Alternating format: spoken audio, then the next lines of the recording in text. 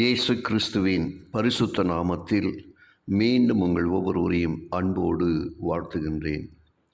கிறிஸ்துவுக்குள் பிரியமானவர்களே, தொடர்ந்து நாம் இஸ்ரவேலர் நினிவேயர் இருவருக்கும் உள்ள அந்த வேற்றுமையை நாம் படித்து வருகின்றோம்.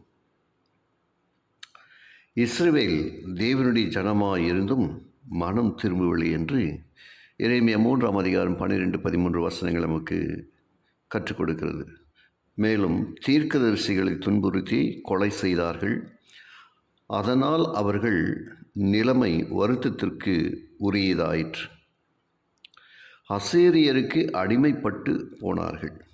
ஆனால் நினிவேயர் அந்நியராயிருந்தும் ஒட்டுமொத்தமாக மனம் திரும்பினார்கள்.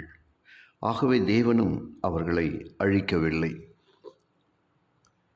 ஆக அற்புதமான தேவனை குறித்து இஸ்ரவேலர் நினிவேயர் புரிந்து கொண்ட விதங்களை நாம் இவ்வளவு நேரம் அவைகளை ஆலோசித்தோம். மீண்டுமாக பேதுரு, யூதாஸ் இவர்கள் இருவருக்குரிய ஒரு ஒற்றுமையை நாம் பார்ப்போம். இருவருமே இயேசுவின் சீடர்கள்தான். ஒருவர் ரட்சிக்கப்பட்டார், ஒருவர் ரட்சிப்பை இழந்தார். இருவருமே தங்கள் ஊழியத்தின் முடிவில் என்ன பாதகம் செய்வார்கள் என முன்னமே அறிந்த இயேசு அவர்களை எச்சரித்தார். அதாவது பேதுரு மறுதலிப்பார் என்றும் லூக்கா 22ஆம் அதிகாரம் 31-34 வசனங்கள் சொல்கிறது.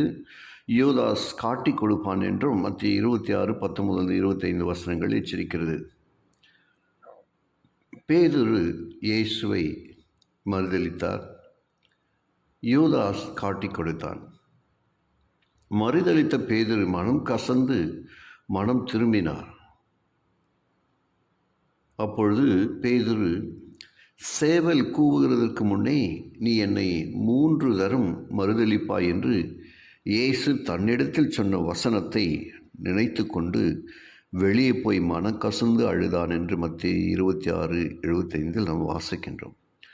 ஆனால் இயேசுவை காட்டி கொடுத்த யூதாசோ மனம் வருந்தியும் மனம் திரும்பவில்லை என்று பதிவு செய்கிறார்.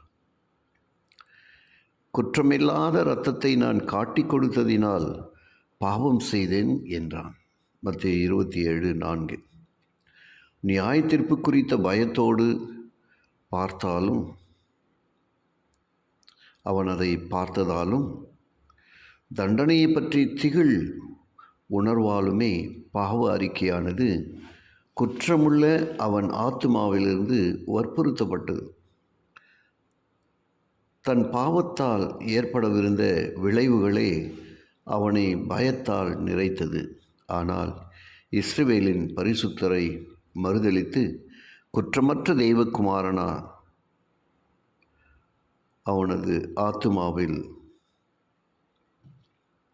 அவருக்கு விரோதமாய் செய்யப்படும் செயலாக காட்டி கொடுத்ததற்காக இருதயம் நொறுங்குண்ட ஆழ்ந்த துக்கம் அவனது ஆத்மாவில் காணப்பட்டதில்லை. ஜெபிப்போமா.